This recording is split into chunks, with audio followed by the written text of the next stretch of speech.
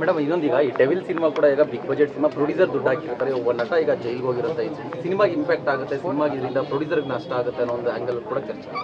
ಇದ್ರ ಬಗ್ಗೆ ಏನು? ಅದು ಸರ್ಕಮ್ಸ್ಟ್ಯಾನ್ಷಿಯಲ್ ಅಲ್ವಪ್ಪ, ಅದ್ರ ಬಗ್ಗೆ ನಾವು ಏನು ಹೇಳೋಕ್ಕಾಗುತ್ತೆ. ಅದಾಗಿರೋದಾಗಿದೆ ಆ್ಯಂಡ್ ಸುಪ್ರೀಂ ಕೋರ್ಟ್ ಜಜ್ಮೆಂಟ್ ಕೊಡಲೇಬೇಕು. ಸಿನಿಮಾನೇ ಮುಖ್ಯ ಅಂತ ಅಲ್ಲ, ಸಮಾಜದ ಬಗ್ಗೆ ನಾವು ಯೋಚನೆ ಮಾಡಬೇಕು. That is important. ಮತ್ತೆ ಇಂಡಸ್ಟ್ರಿ ಒಂದು ದೊಡ್ಡ ಲಾಸು, ಫಿಲಮ್ಗಳು ಚರ್ಚೆಗಳು ಯಾಕೆ ಇವಾಗ ಸೂ ಫ್ರಮ್ ಸೋ ಆಯ್ತಲ್ಲ. ಇವಾಗ ಯು ಡೋಂಟ್ ಸೂ ಫ್ರಮ್ ಸೋ ಇಂದ ಏನು ಕಲ್ತಿದ್ದೀವಿ ನಾವು?